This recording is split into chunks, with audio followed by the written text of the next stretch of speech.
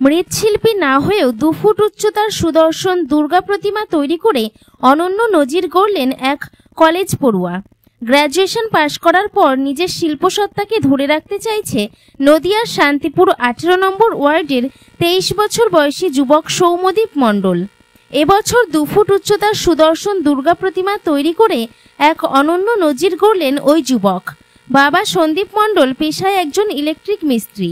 সংসারের হাল ধরতে একমাত্র ছেলে সৌম্যদীপ গত 4 বছর আগেই বিভিন্ন প্রতিমা তৈরির কাজ শুরু করে। প্রথমে 2 ফুট উচ্চতা এছাড়াও 3.5 ফুট উচ্চতার প্রতিমা তৈরি করেছিলেন তিনি। এরপর সেই প্রতিমা পাড়ি দিয়েছিল রাজ্যের বিভিন্ন প্রান্তে। এবছর আবারও সে প্রতিমা তৈরির বরাত পায়। কলকাতার নিবাসী এক বাঙালি দুর্গা প্রতিমা তৈরির অর্ডার দেন সৌম্যদীপকে। সেই মতো 2 ফুট উচ্চতার প্রতিমা তৈরি প্রায় শেষ করেছেন সৌম্যদীপ। প্রতিমাতে রয়েছে বিশেষ আকর্ষণ। দেবী দুর্গা, মহিষাসুর এবং সিংহের সাজসজ্জা পুরোটাই মাটির তৈরি। পেছনের সুদর্শন চালি তৈরি করা হয়েছে।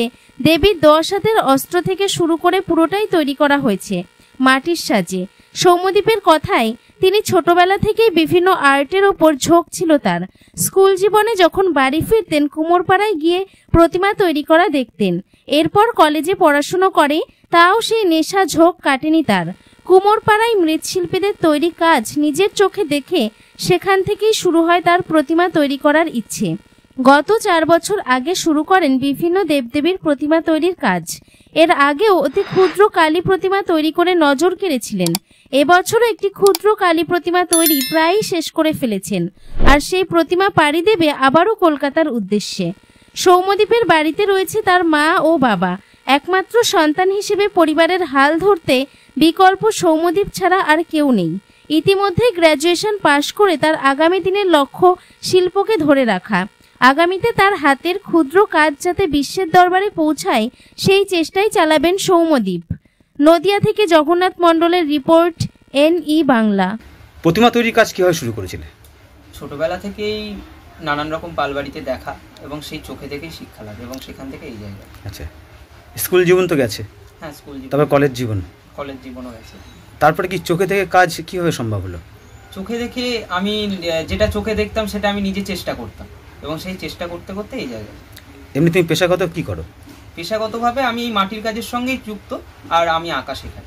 আচ্ছা, মানে ছাত্রছাত্রী তো অনেক রয়েছে? হ্যাঁ, মোটামুটি ছাত্রছাত্রী আছে। আচ্ছা, প্রথম কিভাবে তৈরি করলে প্রতিমা?